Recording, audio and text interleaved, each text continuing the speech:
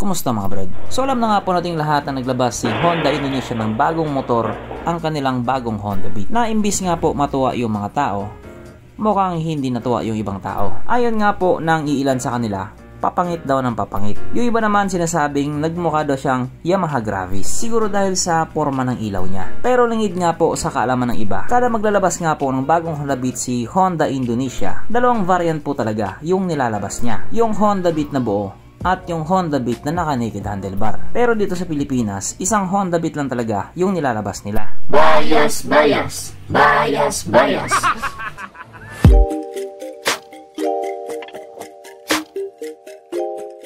Pero syempre, bago tayo magpatuloy, kung bago ka pa lamang napadpad dito sa aking walang kwentang channel, huwag ka na mo subscribe.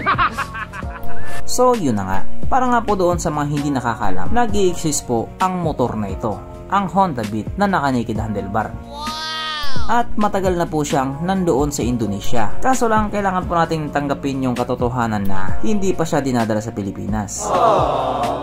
Yes po, dumating na nga po tayo sa Honda Beat version 3. Pero yung Honda Beat na naka-naked handlebar, hindi talaga dumating sa Pilipinas. Hindi ko talaga alam kung ano yung dahilan nila. Kasi kung ang mga tao ang tatanungin, gustong gusto talaga nila yung naka-naked handlebar. Kasi nga, astig daw tignan. Kahit ako man din, gusto ko rin yung naka-naked, wala ng handlebar. Dito nga po sa bagong labas na Honda Beat, mayroon ding variant na naka-naked handlebar. At kung yung tao nga po ang tatanungin, mas trip nila itong naka-naked handlebar kaysa dito sa isa. Astig daw kasi talaga. Kaya ngayon nga po marami talaga ang nagtatanong kung ilalabas nga ba talaga sa Pilipinas itong naka-naked handlebar sa pagkakataong ito. Kasi kapag nagkataon daw na ilabas nila ito, bibili daw talaga sila nito. Yun po ang sabi nila. Well, kung titignan nga po natin yung itsura ng Honda Beat na naka-naked handlebar, pagdating sa kaha, ganun pa din naman talaga. May mga pagbabago lang ng kaunti. Pero dito nga po sa mga pagbabago ng kaunti, mas lalo pang nagpabagay sa kanya. Kung yung isa nga po buo yung sa may parting manibela, dito naman hindi. Naka-naked handlebar nga siya. Tapos kung yung isa nga po naka 14 inches na mugs, dito sa Honda Beat Street, naka 12 inches lang siya at mas pinataba lang yung gulong nila. Tapos samahan mo pa yung kulay ng kaha niya. Yes po, itong kulay brown nga po, mas nangibabaw talaga sa lahat. Napaka-catchy talaga ng physical appearance niya. Yung tipong unang kita mo pa lang sa kanya, magpapabili ka na kay mama. Ganon kalupit itong bagong Honda Beat Street. Kaya dahil dyan, pag-usapan na naman natin kung ano nga bang meron sa motor na ito at kung gaano din ba siya kaganda. So ito nga po ang bagong Honda Beat Street or yung naka-naked handlebar na mayroong 109.5 cubic centimeter engine displacement, 4-stroke single cylinder, single overhead cam with 2 valves, naka-program fuel injected at syempre ito po ay naka-air cooled pa din. Panis yan sa Honda Click 125.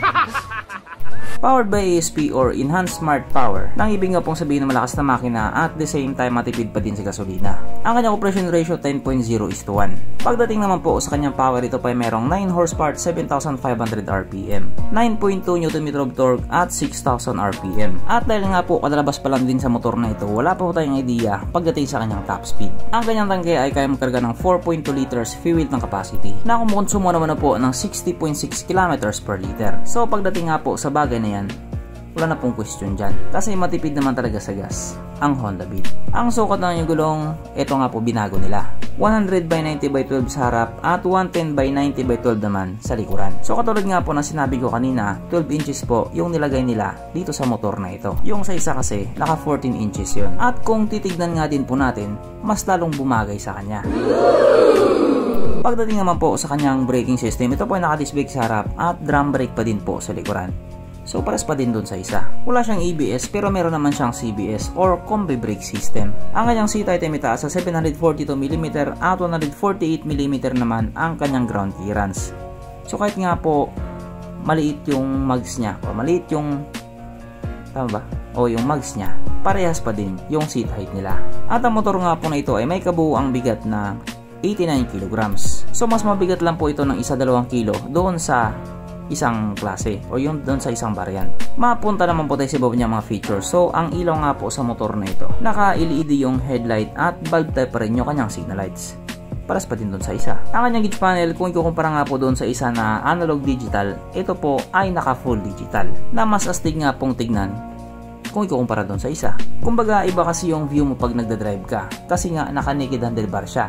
Mas malinis tignan. Pero okay din naman yung isa. Kaso lang kung ikukumpara nga po doon sa isa na may keyless, ito po hindi po siya naka-keyless. Susi lang po ang meron siya. Pero syempre present pa din sa motor na ito ang kanyang USB charging port. Para kahit saan ka nga po magpunta, hindi ka na mangangamba na baka malubat yung cellphone mo kasi nga manonood ka pa ng Pornhub. At hindi nga din po mawawala sa motor na ito ang walang kamatayang ISS or Idling Stop System. So sa 8,000 pagkakataon nga po, uulitin ko na naman to. Ito nga po yung mekanismo na kapag nakahinto ka sa isang traffic light at hindi mo pinihit yung silinyador sa loob na 3 or 5 segundo, kusa nga pong mamamatay ang makina sa motor mo. At pihitin mo lamang din siya pabalik, kusa na rin siya nga andar. Kaso lang isa nga po sa palaging hinahanap ng mga taong walang pambili, wala na po dito. Wala na po siyang kickstart. Wala wala tayong magagawa dun. Pero dito, paniguradong may magagawa ka. Sapagkat nandito na nga po tayo sa exciting na part, ang kanyang mga suspension. So sarap ang bahagi nga po ito ay ginamitan ng telescopic fork. At sa likuran naman ito po ay gumagamit ng single shock absorber. Na ayon nga po sa mga taong nakagamit sa motor na ito, maganda ang bounce.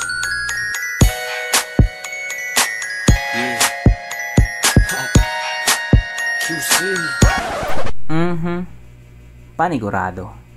Wala na namang nalungkot. At dahil wala nga po nalungkot, alamin na po natin kung present nga ba sa motor na ito yung 3 pinaka-importanting features. So, una na nga po dito ang kanyang lagayan ng instalyon at kitang-kita naman mga brad. Meron siyang ganon. Meron siyang lagayan ng instalyon. Pangalawa, meron din po siyang sabitan ng pulutan. At oras na nga po para sa ating Red Horse check ang pinaka-importanting feature sa isang motor. At ayon nga po sa aking masusing pag-aanalisa, ang motor na ito ay kayang magkarga ng 2 kahong Red Horse.